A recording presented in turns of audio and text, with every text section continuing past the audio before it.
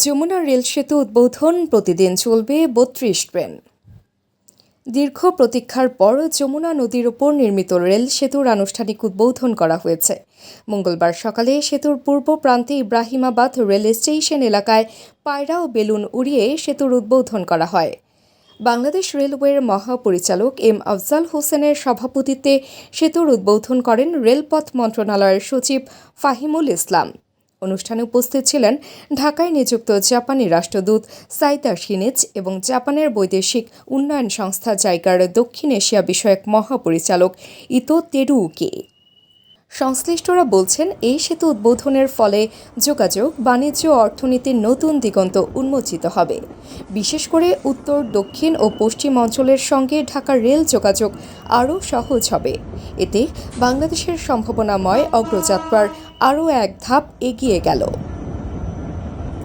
রেলওয়ের পাকশি বিভাগীয় কার্যালয়ের বাণিজ্যিক কর্মকর্তা গৌতম কুমার কুণ্ড বলেন, এই সেতুতে ট্রেন চলাচলের মাধ্যমে উত্তরবঙ্গের সঙ্গে যোগাযোগের এক নতুন দুয়ার উন্মোচিত হলো। এখন থেকে এই সেতু দিয়ে অনেক কম সময়ে দ্রুত গতিতে ট্রেন পারাপার করতে পারবে। প্রতিদিন ৩০টি আন্তঃনগর ও ২টি কমিউটার ট্রেন যথারীতি এই সেতু দিয়ে চলাচল করবে। ১২ ফেব্রুয়ারি রাজশাহী থেকে সিল্ক সিটি এক্সপ্রেস ট্রেন প্রথমবারের মতো যাত্রী নিয়ে যমুনা রেল সেতু পার হয়ে ঢাকায় পৌঁছায়। পরীক্ষামূলকভাবে ট্রেন চালানোর সময় একটি ট্রেন ঘন্টায় ১২০ কিলোমিটার বেগে সেতুটি অতিক্রম করেছিল।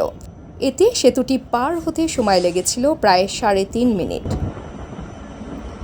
সেতু নির্মাণে ব্যয় হয়েছে ১৬,৭৮০.৯৬ কোটি টাকা, যার ৭২.৪% ঋণ হিসেবে দিয়েছে জাপান আন্তর্জাতিক সহযোগিতা সংস্থা এবং বাকি অর্থ সরকার দিয়েছে।